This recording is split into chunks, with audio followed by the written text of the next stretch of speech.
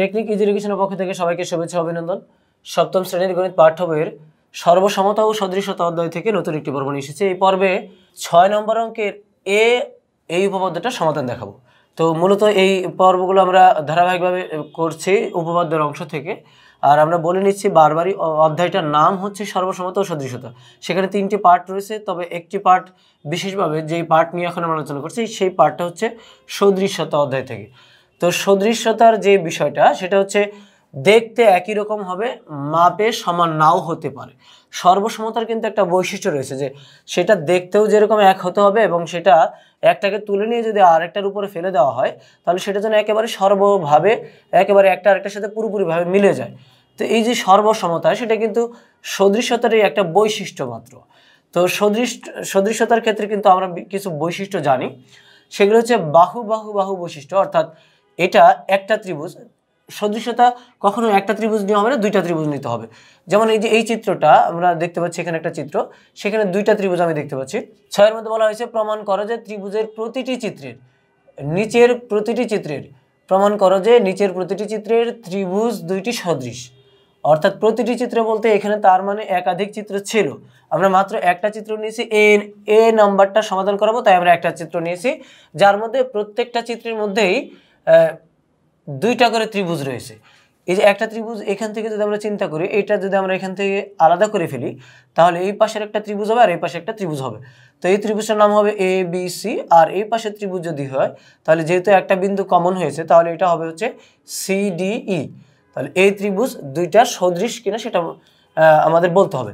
তো দেখো, বলছিলাম যে শুরু করেছিলাম যে সদৃশতার কতিপয় শর্ত আমরা জানি। শর্তগুলো কেমন? শর্তটা হচ্ছে বাহু বাহু বাহু একটা শর্ত, সেটা হচ্ছে একটা ত্রিভুজের তিনটা বাহু যথাক্রমে অপর ত্রিভুজের তিনটা বাহুর অনুপাত যদি সমান হয়। অনুপাতটা কেমন? যেমন এটা যদি 1 হয় তাহলে তার এই ত্রিভুজের মধ্যে যেটা তার সমবাহু বা একই রকম যেটা বাহু, অনুরূপ বাহু, সেটা যেন 1 হলে যদি 3 হয় তার মানে কি দ্বিগুণ বেড়েছে। তাহলে প্রত্যেকটা বাহু কিন্তু ওইভাবে বাড়তে হবে। তো এটা যদি 2 হয় এটা 4 হতে পারে, এটা যদি 2 হয় এটা 6 হতে পারে, অর্থাৎ 1 গুণ 2 গুণ 3 গুণ এভাবে বাড়তে পারে। আবার এটা যদি 2 হয় আবার এটা 1ও হতে পারে, অর্থাৎ বড় বাহু থেকে ছোট বাহু কিন্তু আসা যায়। যেমন এই ত্রিভুজটার ক্ষেত্রে যদি আমরা আলোচনা করি যে এটা যেমন 5 হয়েছে, পাশে একটা বাহু কিন্তু 3 হয়েছে, তার মানে কি 2 কমে গিয়েছে, 5 এটা 3 হয়েছে, তার মানে একটা অনুপাত বজায় রেখে তারা ছোট হবে বড় হবে। তাহলে বাহুগুলোর সাথে বাহু যদি মিলতে চায়, সদৃশতার প্রথম শর্ত যদি আমরা বুঝতে চাই যে বাহু বাহু বাহু, এটা যদি আমরা বুঝতে চাই তাহলে একটা ত্রিভুজের 3 বাহু যথাক্রমে অপর ত্রিভুজের 3টা বাহুর সাথে তাদের অনুপাত বজায় রাখবে, অনুপাত ঠিক হতে হবে। তো এরপরে আমরা আরেকটা শর্ত জানি, সেটা হচ্ছে বাহু কোণ বাহু। একটা ত্রিভুজের 2 বাহু যথাক্রমে অপর ত্রিভুজের 2 বাহুর অনুপাতে ঠিক থাকবে এবং তাদের অন্তর্ভুক্ত কোণ যথাক্রমে অপর যে ত্রিভুজটা নিয়েছে সেটার অন্তর্ভুক্ত কোণ। যেমন এই দুইটা বাহু যে অনুপাতে রয়েছে, এটা যদি 3 হয়, এটা যদি 2 হয়, তাহলে এটা যদি অনুপাতে নিই তাহলে এটার 3-এর সাথে এটা যদি 6 নিতে চাই, 2-এর সাথে যদি 4 নিতে চাই, এই বাহু দুটার অন্তর্ভুক্ত কোণ এখানে যত রয়েছে এই দুইটার বাহুর অন্তর্ভুক্ত কোণ মাপে সমান হতে হবে। এটা 30 হলে এটা 30 হতে হবে, এটা 30 হলে এটা আবার কিন্তু অর্ধেক হয়ে যেতে পারবে না, যেমন 15 হতে পারবে না, অথবা 30 হলে 10 হতে পারবে না। কোণের ক্ষেত্রে কোনো ছাড় নেই, অর্থাৎ কোণ সমান সমান হতে হবে। বাহুগুলো অনুপাত ঠিক রাখবে কিন্তু কোণটা মাপে সমান হতে হবে। সেটা যত ছোট ত্রিভুজই হোক, ত্রিভুজের 3 কোণের সমষ্টি মানেই হচ্ছে 180 ডিগ্রি। সেই ক্ষেত্রে প্রত্যেকটা কোণ, এটা যদি 60 ডিগ্রি হয়, এটা যদি 30 ডিগ্রি, এটা যদি 20 ডিগ্রি হয়, তাহলে অপর ত্রিভুজের মধ্যে একই পরিমাপের থাকতে হবে। এটা 60 ডিগ্রি, এটা 30 ডিগ্রি, এটা 20 ডিগ্রি, এভাবে এরকম থাকতে হবে। মানে সবগুলো মিলে যাতে 180 ডিগ্রি হয়, যেটার যে পরিমাপ থাকবে অপর ত্রিভুজ দুইটা বাহু সেটা অনুপাতে থাকতে পারে, একটা ছোট আর একটা বড়, অনুপাত দ্বিগুণ হতে পারে, 3 গুণ হতে পারে, আবার অর্ধেক হতে পারে, আবার 1/3 হতে পারে। এইভাবে তারা অনুপাত বজায় রেখে চলতে পারে। কিন্তু 2 বাহুর অন্তর্ভুক্ত কোণ, এটা যদি মানে 30 ডিগ্রি হয় এটা মানে 30 ডিগ্রি হতে হবে, এটা 40 হলে এটাও মানে 40 ডিগ্রি হতে হবে। তাহলে বাহু কোণ বাহু, এই যে সদৃশতার যে ত্রিভুজটা, এই শর্তটা মানতে চাইলে বাহুগুলো অনুপাত রাখবে কিন্তু কোণটা পরিমাপে সমান হতে হবে। এরপরে আছে কোণ কোণ। সদৃশতার একটা শর্ত হচ্ছে, দেখবে তোমরা পাশে বইয়ের উদাহরণগুলোতে আলোচনা করে আছে, কোণ কোণ, অর্থাৎ দুইটা কোণ, একটা ত্রিভুজের 2 কোণ যথাক্রমে অপর ত্রিভুজের 2 কোণের সমান হলে এটা কিন্তু অনুপাতের কথা বলিনি, এটা খেয়াল করে শুনতে হবে। সমান হলে এটা 60 ডিগ্রি এটা 30 ডিগ্রি এরকম যদি হয় তাহলে এটা 60 ডিগ্রি এটা 30 ডিগ্রি এরকম হতে হবে, তাদের পরিমাপ সমান হতে হবে, মানে কোণের ক্ষেত্রে সমান সমান হতে হবে। এরপরে সমকোণী ত্রিভুজের ক্ষেত্রে যদি যাই, যে সমকোণী ত্রিভুজের অতিভুজ অপর ত্রিভুজের অতিভুজ এবং সমকোণী ত্রিভুজের একটা বাহু যথাক্রমে অপর ত্রিভুজের অনুরূপ বাহু, এটা যদি ভূমিতে নেই, একটা সমকোণী ত্রিভুজের যদি ভূমির বাহুটা নিয়ে অপর ত্রিভুজের সমকোণী ত্রিভুজটার ভূমি নিতে হবে, লম্বটা নেওয়া যাবে না। আবার যদি অতিভুজটা সমান অনুপাত বজায় রাখে তাহলে ভূমিটাও যেন ঠিক অনুপাত বজায় রাখে অপর ত্রিভুজটার ক্ষেত্রে। আবার একটা ত্রিভুজের সমকোণী ত্রিভুজের অতিভুজ যত আর লম্বটা যত, যথাক্রমে অপর ত্রিভুজের অতিভুজ এবং লম্বটাই যেন অনুপাত বজায় রাখে। মোট কথা বাহুর ক্ষেত্রে অনুপাতের কথা শর্ত প্রযোজ্য, আর কোণের ক্ষেত্রে কোনো পরিমাপ কম বেশি হওয়া যাবে না। এটা কিন্তু অনুপাত নেওয়া যাবে না যে একটা 30 নিয়েছে আর একটা দ্বিগুণ নিয়ে 60 নিব, এটা একটা অনুপাত বজায় রেখে চালাবো, তা কিন্তু হবে না, কোণটা সমান করতে হবে। তো দেখো এগুলো হচ্ছে শর্ত, যেহেতু আমরা একটা সদৃশতা নিয়ে আলোচনা করছি সেজন্য বললাম যে সর্বসমতায় সদৃশতার একটা বৈশিষ্ট্য, আর সদৃশ মানে দেখতে একই রকম হবে কিন্তু তারা সমান নাও হতে পারে।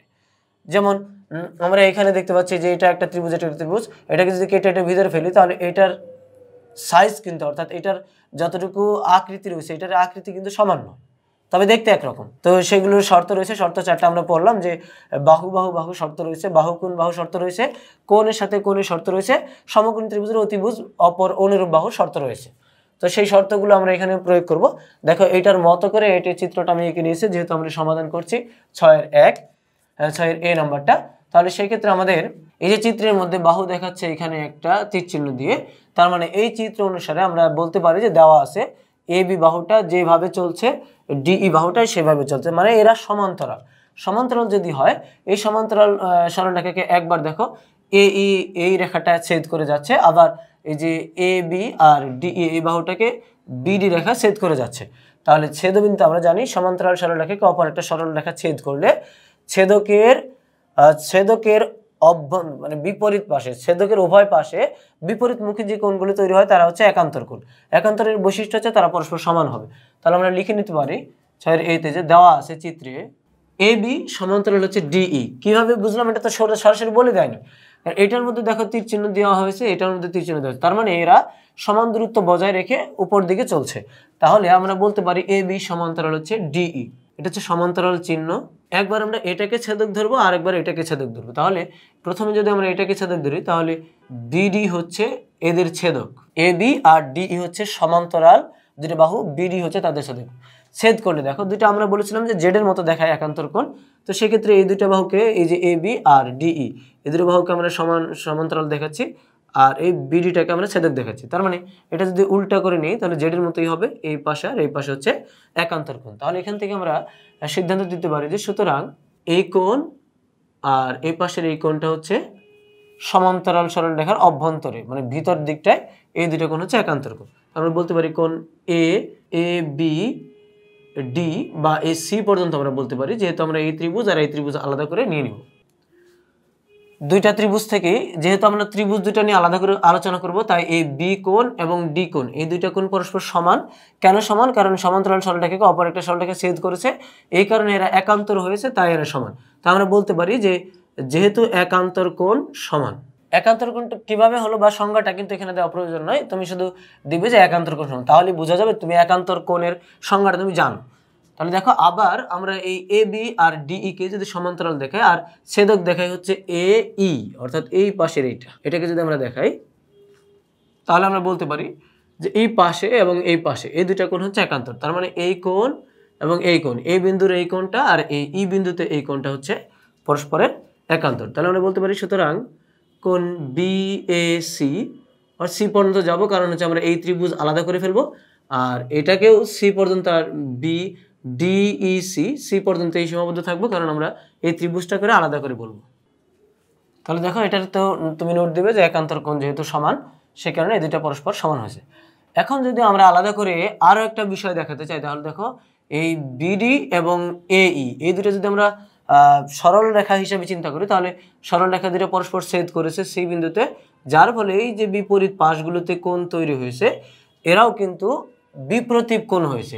আমরা জানি বিপ্রতীপ কোণগুলো পরস্পরের সমান হয়, তাহলে আমরা লিখতে পারি যে যখন আলাদা করে ত্রিভুজ নিব, যে এখন ত্রিভুজ এ বি সি, অর্থাৎ ত্রিভুজ এ বি সি ও ত্রিভুজ হচ্ছে সিডিই অথবা ডিইসি, যেভাবেই বলতে পারবে। ত্রিভুজ এ বি সি ও ত্রিভুজ সিডিই এ, এই দুইটা কোণকে নিয়ে আলোচনা করব। যে কোণ এ বি সি সমান হচ্ছে কোণ ইডিসি, আমরা এই যে প্রথম অংশ থেকে নিয়ে নিয়েছি।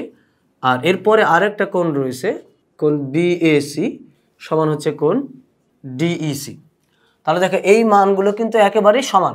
একটা যদি 50 হয় পরেরটাও 50, একটা 40 হলে পরেরটাও 40, মানে যেই মানই তুমি পাবে এখানে দেখবে যে পরস্পর সমান হয়ে গেছে। একান্তর কোণ মানেই তারা মানে পরস্পর সমান হবে। এখন দেখো এটার মধ্যে আরো একটা কোণ দেখানো যায়, এখানে আর এই পাশে সি বিন্দুতে এই পাশে যে কোণ, এই পাশে যে কোণ, সেই কোণ দুটার মানে কিন্তু পরস্পর সমান।